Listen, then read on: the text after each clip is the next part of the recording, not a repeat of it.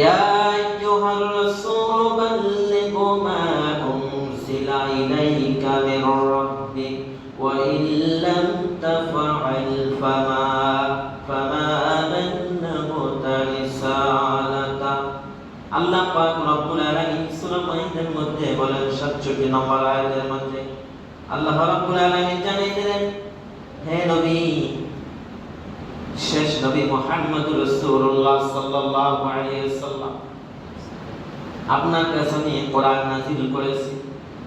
হে নবী, আপনি সঠিকভাবে আমল করতেছেন, আমল করবেন।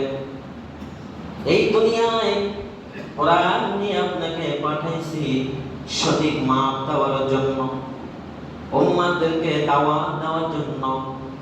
আর আপনার উম্মতেরা কিয়ামত পর্যন্ত যত উম্মতেরা আসবে, সকল উম্মতেরাই আপনি নবী আপনার আদর্শ মেনে চলবে। আর আমি রব্বুল আলামিন আমার আইন কানুন বিধান মেনে চলবে। ইয়া আইয়ুহার রাসূল বাল্লিগ মা উনজিলা ইলাইকা মির রাব্বিক। আল্লাহ পাক বলেন, তোমরা পৌঁছে দেবে মানুষের কাছে। নবীরা পৌঁছে দিয়েছেন মানুষের কাছে। হেদায়েতের জন্য নবীরা চেষ্টা করেছেন। আল্লাহ রাব্বুল আলামিন হেদায়েত দান করেছেন যাকে পছন্দ করেছেন, যার আমলগুলি পছন্দ করেছেন, যাকে ভালো লাগছে আল্লাহ পাক তাকে পছন্দ করে হেদায়েত দান করেছেন। হেদায়েত এমন বড় জিনিস, হেদায়েত কোনো মানুষের হাতে নয়। হেদায়েতের চাবিকাঠি একমাত্র আল্লাহ রাব্বুল আলামিনের হাতে। আল্লাহ রাব্বুল আলামিন কুদরত তিনি গ্রহণ করে থাকেন। এইজন্য আল্লাহ পাক হুকুম করেছেন, ইয়া আইয়ুহার রাসূল বাল্লিগ, তোমরা মানুষের কাছে পৌঁছে দাও, তোমরা মানুষের কাছে আমার কোরআনের বাণী পৌঁছে দাও, দাওয়াত পৌঁছে দাও। তারা মানুক আর না মানুক তাতে তোমার কিছু আসে যাবে না। দাওয়াত পৌঁছে দিতে হবে। দাওয়াতি কাজ সবচেয়ে গুরুত্বপূর্ণ কাজ। দাওয়াতি কাজ অনেক ফজিলতের কাজ এবং অনেক মূল্যবান কাজ। সমস্ত নবী রাসূলগণ দাওয়াত পৌঁছেছে, আর নবী রাসূলগণের সাহাবীরাও দাওয়াত পৌঁছেছে। এরপরে নবী মুহাম্মদ রাসূলুল্লাহ সাল্লাল্লাহু আলাইহি ওয়াসাল্লামের আমরা উম্মত যারা হয়েছে, উম্মতের নামে যারা আছে, ওই নবীর পূর্ণাঙ্গ আদর্শ মেনে চললে, আল্লাহর আইন বিধান মেনে চললে আমরা সঠিকভাবে নবীর উম্মত হতে পারব।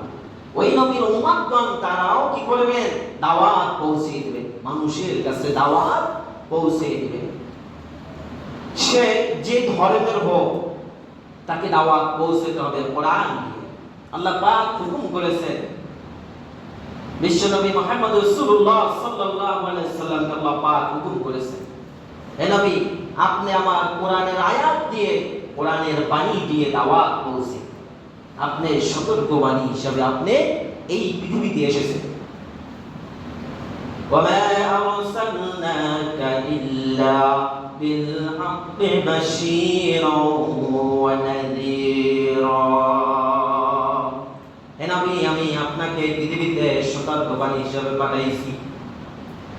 মানুষদেরকে আপনি জাহান্নামের ভয় দেখাবেন, মানুষদেরকে আপনি জান্নাতের পথে আনবেন, মানুষদেরকে আপনি হেদায়েতের পথে আনবেন।